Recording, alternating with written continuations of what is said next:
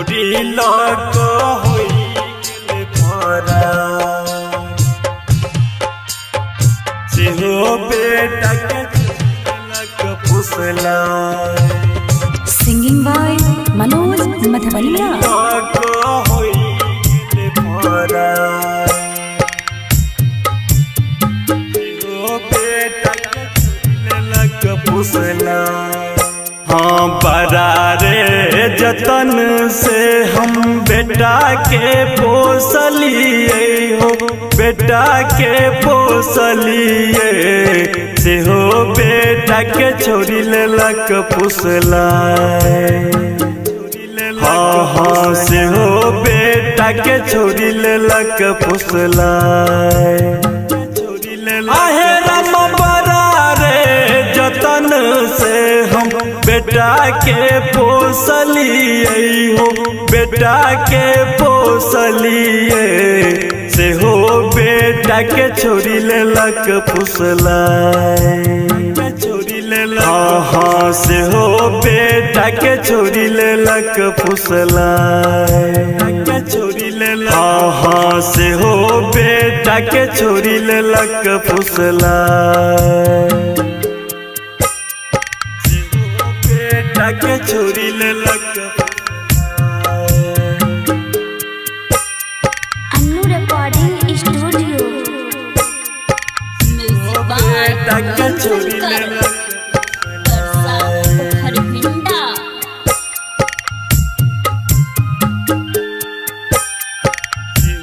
बेटा के छोड़ी लेलक फुसलाए।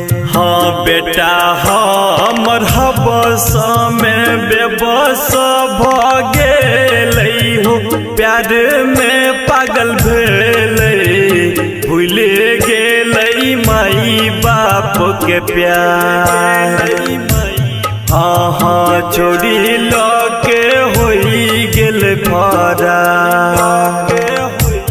हाँ हाँ छोड़ी लके होई गेल फरार। आहे राम बेटा हमर हबस में बेबस भगेलै हो, प्यार में पागल भेलै, भूल गेलै माई बाप के प्यार। हाँ हाँ छोड़ी लके होई गेल फरार। हाँ हाँ छोड़ी लके होई गेल फरार।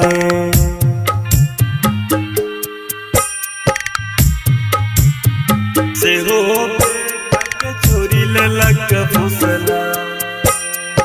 Annu recording studio music by Om Shankar के छोड़ी लेलक फुसला। हरभिंडा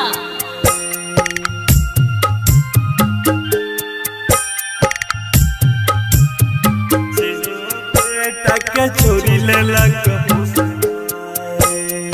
बाबू हम बियाह करब, छौरा सब दिन कहै छलै, देखना बेटा संग रहै छलै, छौरी लके होई गेलै फरार।